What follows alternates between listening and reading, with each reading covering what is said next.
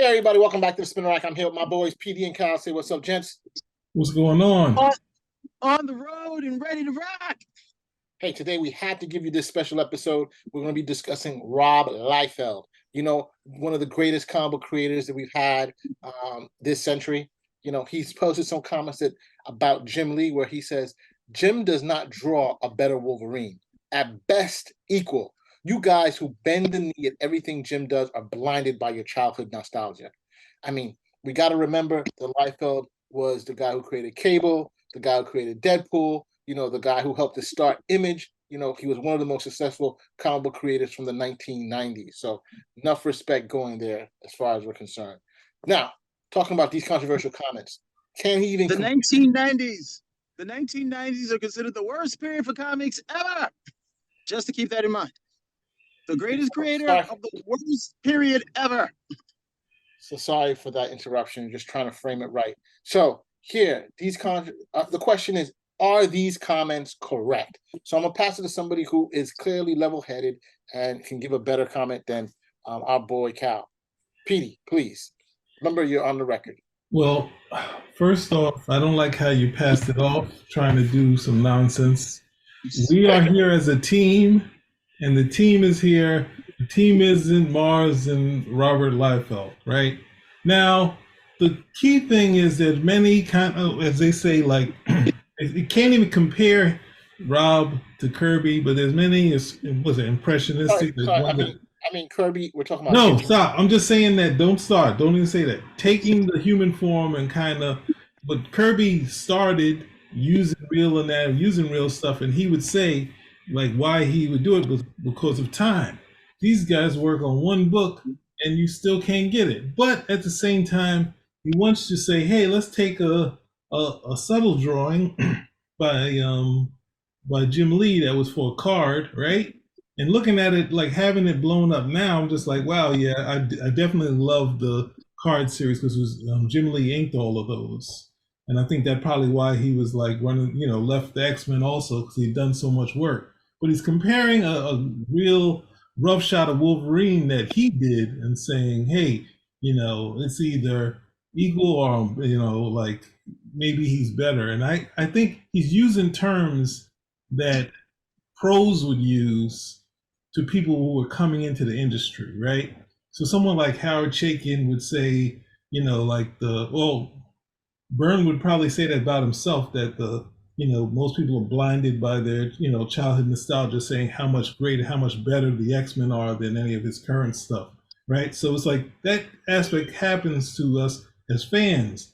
But in this case, in comparing drawings by Liefeld, by Jim Lee, we got a background here, we got a setting, we got a lot of things that Jim Lee has suggested in this drawing.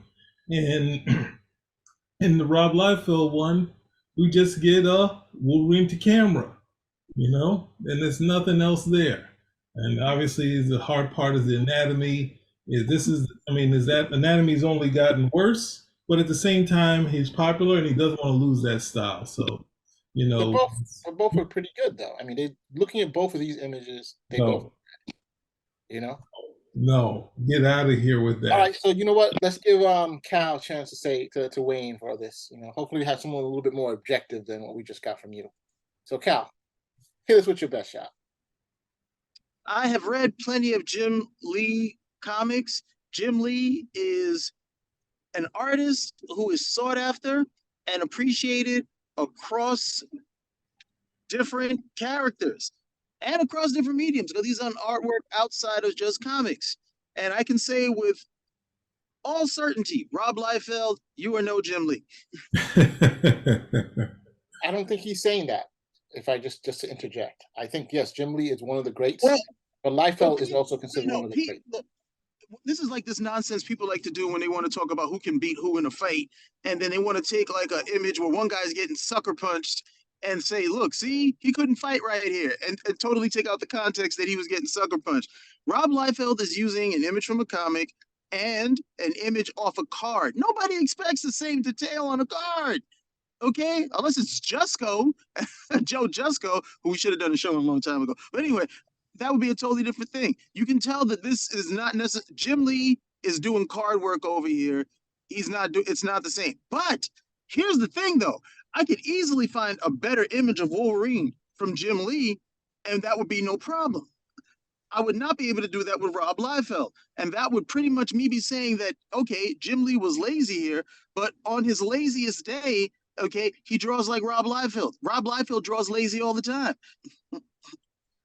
It's like at the same time, like looking at this, blown up, and instead of looking at it on the internet, it's just not. You can't compare it. You can't compare the thing. I don't know. Ultimately, the energy in Rob's work is what he had going for him. But at some point, after umpteen years, you bring in some other stuff, some anatomy, some of the stuff now. It's okay to start out and have all this energy. That's what brought people to like my favorites, which were Byrne, Perez, Frank Miller, when their peers were like, these guys aren't that good. Like when they first got to Marvel, the pros were not, they weren't felt that they were doing anything incredibly radical or great, and they could see the weaknesses in their work, but the energy they had. And at the same time, we've seen all of them grow, become either better artists and or veer off and go different ways and go into different avenues. You can see when Perez had done the Baxter edition, like he was showing off that, hey, I got anatomy down. So it's like you could see these wides, where you see full shots of seeing everybody, that sort of, and full figures and that sort of thing. And he, leaning towards what he had already learned. And then Wonder Woman, he took it to the next level. And then when he got to Avengers later, went back to it, he showed he topped what he did back then. So it's like adding more stuff to this. But I understand it comes from the Image guys being like, oh, well, Byrne lost his fame when he wasn't with Austin. I'm never going to change my style. I'm going to keep it the same because the fans always love me and they still love him. But then trying to compare who's better at the same time is hard, because you see those interviews where they talk about when Jim Lee was doing X-Men, like Todd is saying, hey, take it down. You're embarrassing us. Like you're going putting too much detail in these books. Like, come on, Jim Lee, calm it down. They can't expect this every month, this type of detail that you're doing. So like he was one of the pros. And obviously, people cite Silvestri as the strongest storyteller, which he probably was, but at the same time, Jim Lee was the guy, and it wasn't a fake title at that time. When he brought Youngblood into the book, Youngblood looked a lot better than they did in the Youngblood comic book. So, and the same This is true. And the same with The Heroes Reborn, when he was doing Rob's designs, he brought the Avengers in. It's just like, well, maybe if Jimmy had done this whole thing, it might have been great. So, but yeah, I think he shouldn't get into this thing. What was it? As a peer, it's kind of fun to like joke around about different things, of different approaches and something like that. Where like who was it? I think Byrne was talking about Perez, and he was saying like George still does 56 panels, and they're all detailed. Like it's like me, it's just 4 or 5 panels a page, like that sort of thing. It's like he said, and Paul Ryan was working with him. So yeah, the plot is like maybe 4 or 5 panels. So yeah, this reads like a John Byrne plot.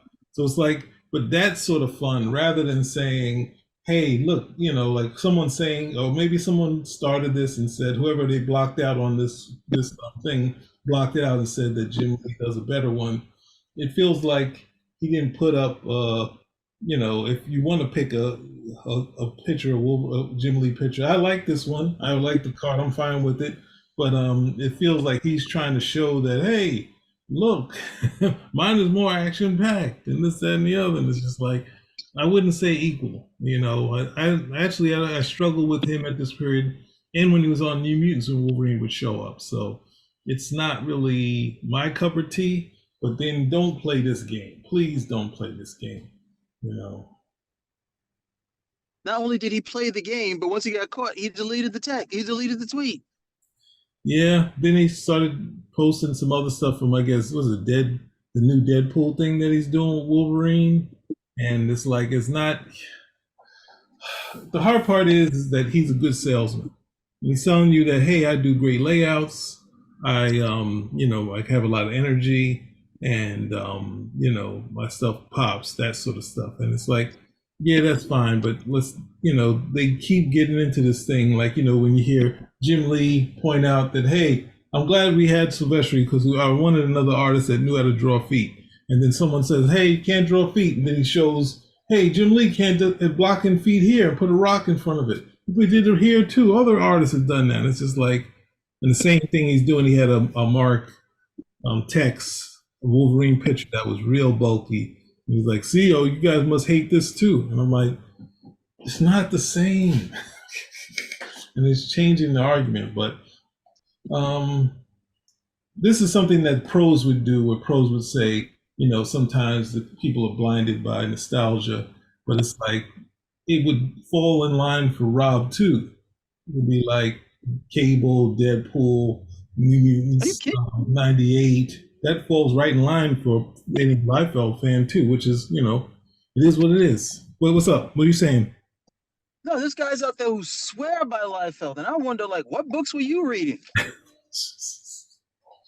These guys swear by Liefeld. I'm like, okay, like, did I miss something? And then you go back to the stuff, and you're like, all right, this is definitely like sort of period piece 1990s art. Especially with the designs, with all the pouches and everybody's snake eyes. Everybody's snake eyes are Venom. Let's see how many different versions of them we can make.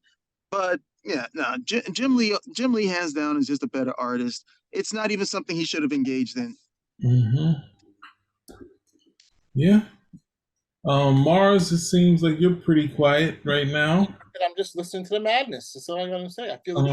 Do you have a response to the so-called madness? No, he doesn't have a response. Man, did you really go? He put his resume in with Awesome Entertainment. No wonder he's being so quiet. There is no Awesome Entertainment anymore. What do you mean? Exactly. What do you come over here? You don't have to carry this dude. You don't have to carry these dudes' water. He can't do anything for you. He's not going to make. I was looking for the tweet and I did not see it. Because he deleted it. Oh, so now he just put it out there. Yes, somebody screen captured it so fast before he could get rid of it. Dude, I can't find the what's the name. I can't find the. He put the other stuff up there. It's all gone. Yeah, Mars is going to leave Spinnerack to join Robservations.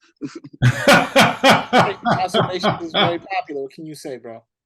All right.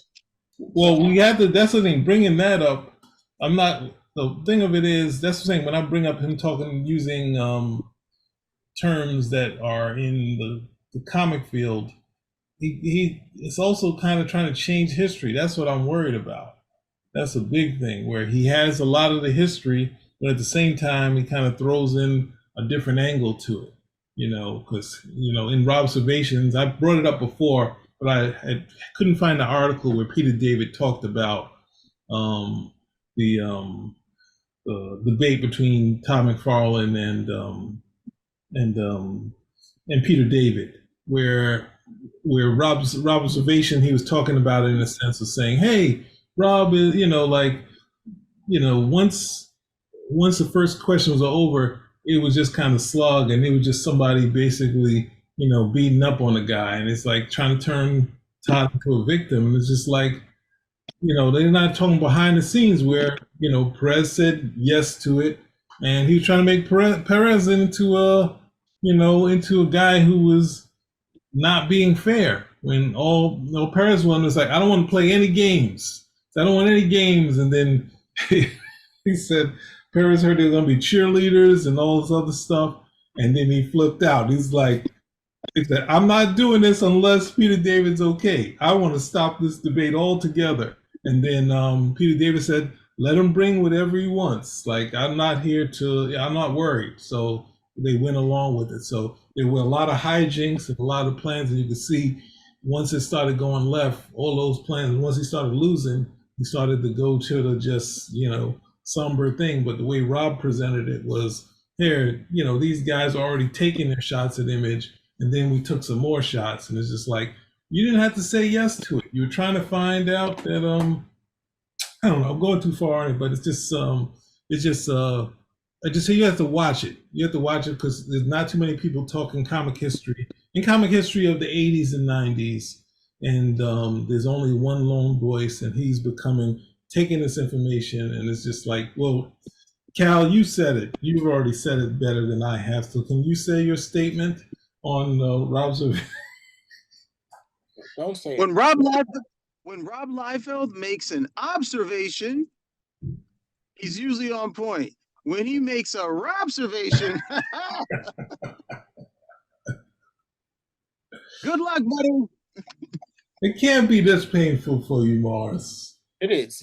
I don't think we need to be slamming anybody in particular. And again, I can't find this so-called tweet anywhere on the web. I just showed it to you. I don't know where you got that from. It could, as far as I know, even though I know you.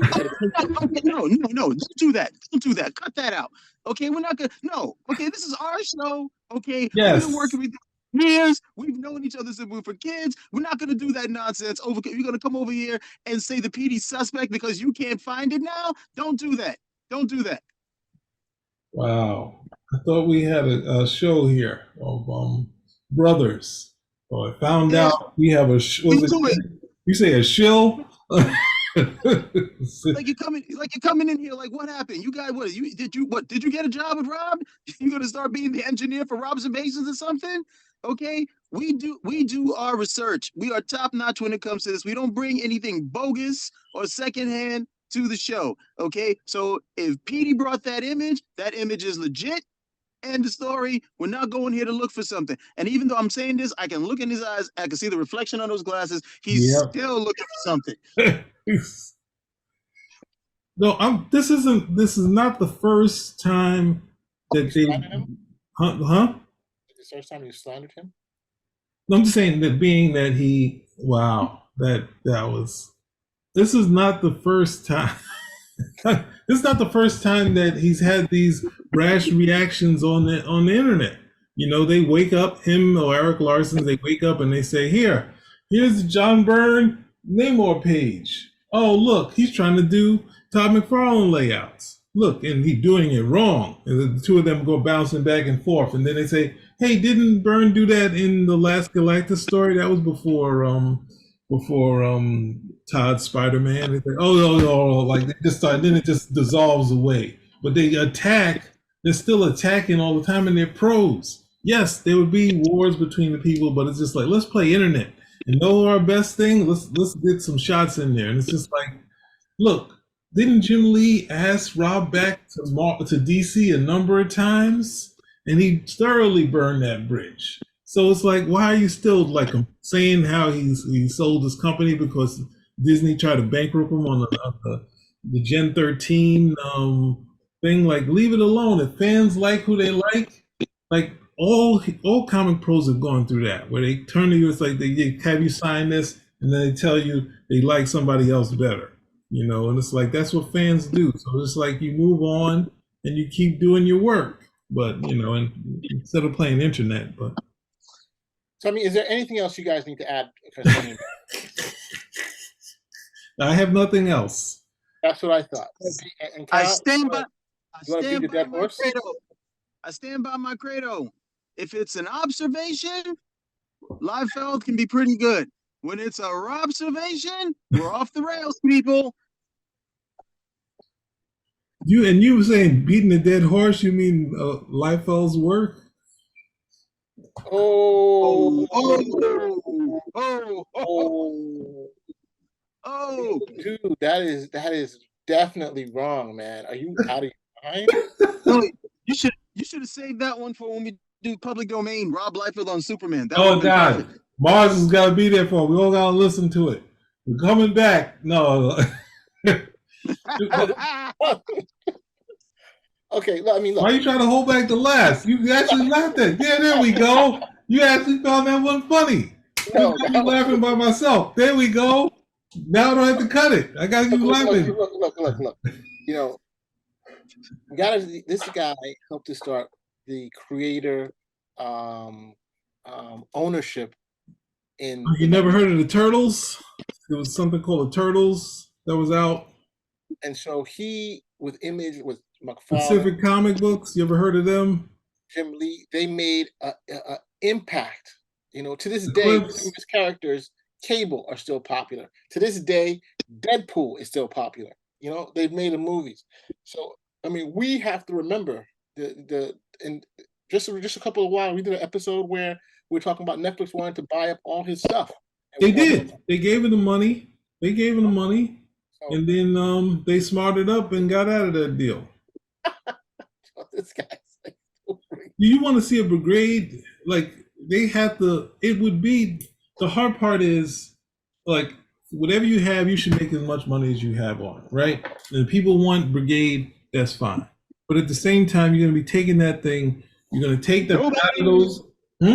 Nobody said nobody wants brigade.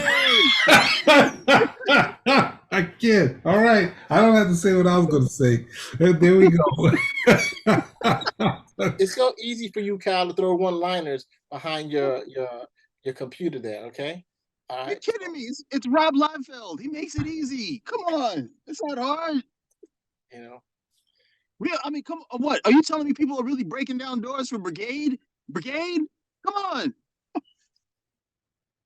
Okay, we were all around in the 90s. We know what books sold. We know what books didn't sold. We know why they sold and why they didn't. Okay, we look, the 90s, and any comic historian will tell you this. The 90s, this is the weakest and probably the worst era for comics ever. Ever. They sold the biggest selling comic book, what is it? X-Men? Which is more proof, which is again more proof every time you bring it up that the money and the sales numbers don't mean you were getting quality product. Yes. And you weren't. You know what is it? You know how many things they had? I mean, Brigade was great compared to nonsense like the Chromium, man. It was just wild at the end of the day. The stuff that was, the stuff that was coming out and getting published, and people were buying it, stocking it, store. It was speculation running wild with nothing. It was like it would be like the United States Treasury if Fort Knox had no gold in it. It was just like, hey, let's just keep printing this money. We got nothing to back it up at the end of the day. Now you got now you got stuff that people may look back on. I don't like to use the word nostalgia because people use it incorrectly, but people look back fondly on these particular things. They might have enjoyed it, but then you can't aggrandize this into like, oh, this was really good stuff and it never got a shot. It got a shot. It got hundreds of thousands of shots in terms of sales. Most of the stuff was flying through, but it wasn't any good. And now to say no, nobody wants Brigade. Who's that other guy? Was it Chapel? Nobody cared about him either. The only time they ever care about these characters is if there's somehow a movie rumor. There's got to be a movie about Brigade. All of a sudden, Brigade is hot. Brigade is hot for a few days, and then Brigade goes right back to where it was. Okay, it's stuffing in somebody's wall for soundproofing. That's it. Well, I would say I would only add that there was promise. But it was promised that we saw people like Byrne and Miller, them become the top guys. So we looked at it and say, hey, we're going to this is when they first get hot. Wow. And then we get the Dark Knight, what did it say, Man of Steel, whatever, like Red Press on Wonder Woman. They were hot in the early 80s, so they kept doing more as you went along. Say, oh, these guys got hot at X-Men. What are they going to be by the time in the next 5 years? The same like the other guys. How many comics? We had Kirby doing books for 40 years, and they're like, nope, I'm looking at retirement in their late 20s. I'm looking at how to diversify and get out of the business. So it's like, had they... I'm looking at No, you're 100%. You're 100% right, because we went into this thinking, okay, we're going to get some more stuff. I mean, because it wasn't that long ago, right? Dark Knight Returns, Watchmen, that's 1986. So we're looking at maybe like a 6 to 8 year period. Most guys can remember that. Everybody wanted to be there from the ground up, Jump Street, so on and so forth. And what we didn't know is that while we're thinking these guys are looking to make this type of product, these guys are like, oh my goodness, look at this money. Look at all this money. I'm not doing. It's like what I thought I would have to get to a Dark Knight to make this type of money. I already made this money. I really don't have the drive to do this stuff any longer, and they're out. Well, we didn't know any better. We were took. We were had. Yeah. Bamboozled. Well, that's the thing. The person we had two, maybe a couple who were, no, Eric Larson's a monthly guy, even though they didn't hit their monthly deadlines. Jim Lee, Eric Larson, I guess you could say Jim Valentino. We have like at least four of them that were monthly guy. No, I didn't say anything. Okay, we at least have like five of them that seem like they were monthly guys, and then some point we got Todd McFarlane, who's doing 2 books a month. He was doing Hulk and Spider Man, and then he was doing Spider Man twice. Was it like during the summers there were 2 issues of Spider Man. So it's like, oh, this guy is going to be like working like Kirby, and the next he was like, I don't know when he actually stopped drawing it because he had Greg Capullo come on the book, but somewhere in the 20s or maybe around 15, he started doing less and less. So that's the hard part with Image, where you did, and then at the same time you got Spawn, who's like, you could say he looks like a Byrne character. You could say he looks like Doctor Strange, but he's like when Doctor Strange had a mask on his face. It looked more like that. So all these characters look like characters that Marvel or DC had, and the storytelling was either from old Marvel stories and old DC stories, because there's a Atari Force that has the same arc that Cable has. As an older guy, he's fighting this villain that's like Baron Kaza, and he takes his mask off and he looks just like the hero, who's a gray-haired guy. And I'm like, this is Cable and Strife. Like, they just looked at Atari Force and they pulled this and put it into the book. Or some of the other stuff you see, it felt like it was from the Legion of Superheroes, the X-Men stuff. So it was like, and yeah, stories get repeated, but it was just like there was no other thing coming from them. But it was so much promise, because we felt like, the guys that I liked, they were becoming artist writers. So like that seemed like the progression for a lot of people. But at the same time, they took it and they made the, artist writer a bad name. So, because they had to run out and get writers after that. They all were clamoring to have the hot writer on the book and get the plotter, or Keith Giffen on a lot of Rob Liefeld stuff. He also obviously had Alan Moore on a bunch of stuff that people remember, that sort of thing. So there's a lot of bad things that happen, and of course money can change everything, but at the same time they also played the game. They played with Wizard, they played with the fans, they played with the speculators, but then now they're like, hey, these speculators, Marvel, all these other guys, and just like, huh? Share around Marvel and DC. No, but they're not. You got to take some of the credit also, like that sort of thing. If you're playing the game, that's what I think Sylvester was the only one who said it. Like he agreed. He said him and Jim Lee agreed with Byrne about there's no way these sales can keep up. But it's like, we're just going to write it out. And they didn't say that publicly. They said it privately. They're like, I think Sylvester said, hey, Jim said, I think we should diversify in 2 years, not 3. Let's change that. I think this is gonna blow in 2 years, so. Oh my, bunch of sharks, man. Bunch of sharks. These kids out here buying these books think they're going to amount to something. And these guys know, look, the steam on this is about 18 months less than we actually thought. Okay. Rob's over here like, I'm going to stack this paper to make certain I can buy this art. Only person who pretty much still has any type of name recognition. Let me rephrase that. The only person I could say who could argue that he had a definitive plan and a definitive goal towards being independent and making his own stuff and pushing that forward, Todd McFarlane. The only person I think who could make that argument. Everybody else, it just seemed like, hey, take the money and run. Maybe what's his name as well? Todd McFarlane went on to making figurines, right? And toys. He made the best toys. Right. So I'm just saying he totally jumped off that bandwagon. Then remember the Spawn, he had money coming off. No. Can't say that. Todd McFarlane diversified his own line first. He had Spawn comics, he had Spawn toys, and the stuff he did with McFarlane toys, to be quite honest, was great. Okay, this stuff is better now than when he first started, but you looked at the articulation, the quality, the packaging. That was good stuff.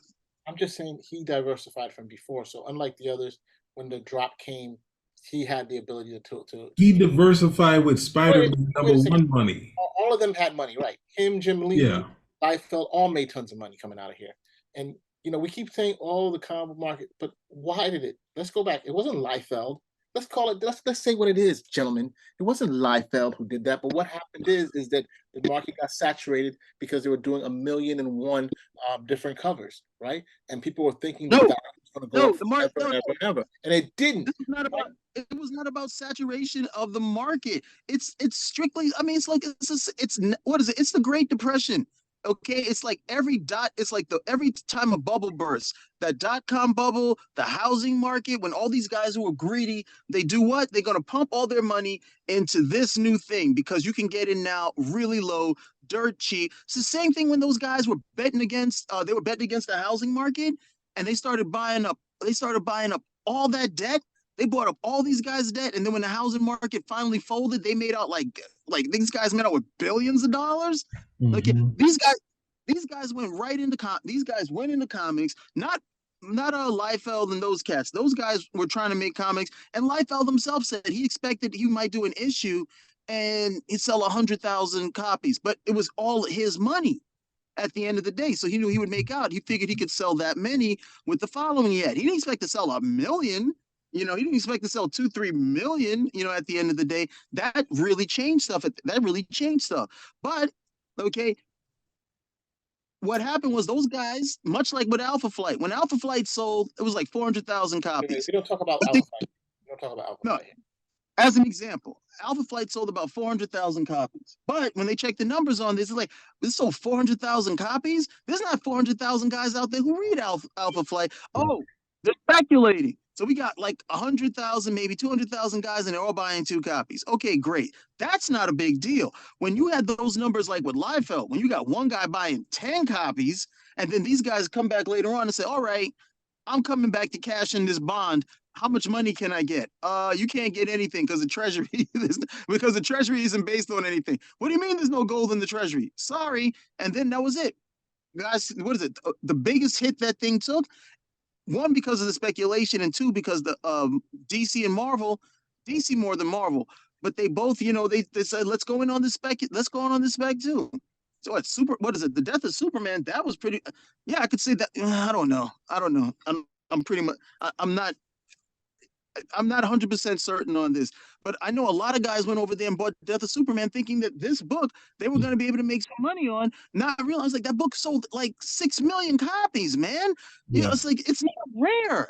And then they try to go back and sell it, and they didn't understand how the comic book market worked. Mm-hmm. Yeah, it's like going in and buying homes, and then when you're like, all right, I'm trying to sell these homes. Oh, you can't sell the homes. You can't rent them out. Why? Because of the location you bought in. You didn't understand about location. So what are you going to do with it now? Oh, I'm just going to abandon it, and then you got New Detroit. Yeah. Well, that's my apologies, Detroit. If there was he did not mean to slander you in any form of. All right. There's a housing thing that you can't get around. All right. So there's a housing thing I can get around. Because the market will become saturated. The market will get saturated with homes, but then there'll be an equilibrium right now, right? A great example is right now where the housing, is just going crazy. The rents are high as heck. People are holding on to their own homes because of the interest rates, and the new homes are the only ones that are really selling because they can do. All I'm saying is the market create a good product with a good story, and people will come out. Manga is selling, so think about it. If in the 1990s we have the drop after that in the amount of sales of comics. All right. Wait. I'm sorry. It's not Liefeld. I go back to I'm sorry to say this.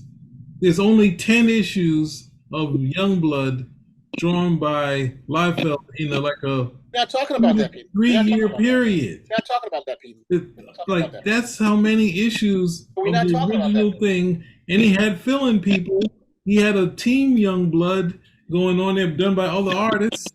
That's the thing. And look at this. Yes, Marvel was a big part of it. DC less so, even though they played the game, right?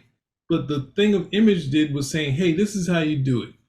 Make characters looking like some other characters that need to be recycled, but they don't want a recycled version like a reboot of the old character. We want a new version of that character. So that's basically what they were doing. So instead of that, you're getting something new, you're on the ground floor, and at the same time, Marvel was doing that because they had a character like Spawn in this character Nightwatch or whatever his name was. So they had characters where Marvel was trying to come up with new characters so people can go there. Their first effort when they went to creator own was Heavy Hitters, which was very diverse comic books. And then they got into the game of trying to do like get kids to just kind of see this character that looks like another character and do that. But Marvel and their thing of playing with the business, but at the same time putting out duplicate, putting out the first, like second printings, but you didn't know you see a second printing. I didn't know if that was the same. What's the name?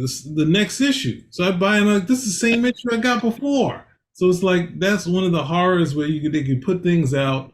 It'd be a different cover, but then it'd be the same issue. It was like it was bad practice. They didn't put out work. And the problem with that part, their big thing is how many other books on the shelf back here? How many books on the shelf could have been bought instead of these books? It was Todd McFarlane. It was just not Jim Lee on Liefeld. There's no need to put that type of slander just on him. No, they weren't. Marvel and DC were at least putting out the books. Image was playing the late game. People always played the late game in comic books, like Neil Adams, Steranko, but they took the late game and said, you didn't have newsstands, you had comic book retailers. So if I can't get my Spawn or Youngblood, I'm not going to buy, I'm not going to buy whatever, say the New Warriors or something like that. I won't buy that book because I'm waiting for the next like Image book later. I'm like, I'll just save money. The next Image thing, hot book comes, I'll wait for that instead of saying, hey, here's the books that are out. We're not going to have this book ready. And they weren't allowing the retailers to get their money back when you were missing your deadline. The 90-day, they had 90 days for returns, and they used that all the time. So they were stuck with these books or these orders without getting money. And they think about that. That's 3 months where you can get away with not publishing the book. So they turned to 30 days, and then Todd is like, oh, that's what you do? I got issue 21 ready. And I got people doing fill-ins. I got 8 and 18 and 19. If you don't take that, I won't give you 21 in these fill-ins. This is like that kind of thing.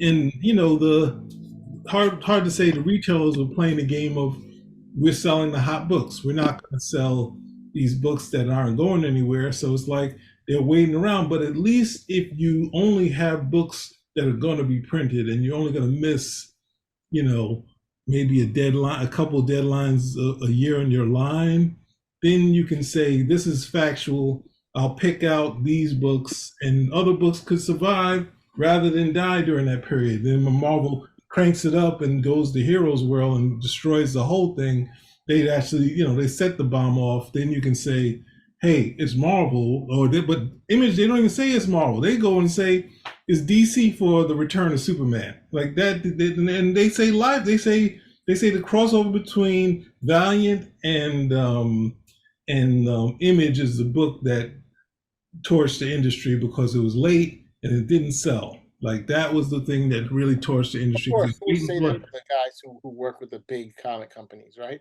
And well, the Image guys say it's the Return of Superman, that it was a lot of books sold, but there was also a lot of. Cal just said that the Return of Superman was one of the big things. Cal but at the same time, that doesn't mean it destroyed the industry. Okay. But Cal agreed with me, so let's wrap this up. I'll give a summary of what we just talked about, as usual. A summary. Yeah, I always give a line to tell people so they can understand what we were discussing. You want me to cut all this out? I'll do the summary. Summary's right here. Okay, Mars tried to cast aspersions. He was questioning Petey. I suspect that Mars might have put a resume out. He's going to be the engineer for Robservations. Rob Liefeld is not as good of an artist as Jim Lee. He shouldn't have overreacted and tried to come over there and play a card against a full panel of art. That was suspect at the end of the day. And the 90s officially are the worst period in comic books history, regardless of how much money they make. Everybody good? Yes. That's so wrong and slanderous. They're some of the greatest comics that ever came out in the 90s, Youngblood? Do you have the Youngblood? Did you go buy Kingdom Come? Right? He wasn't involved in that. You talking about Deadpool, Cable. All right. Spinner rack. Out.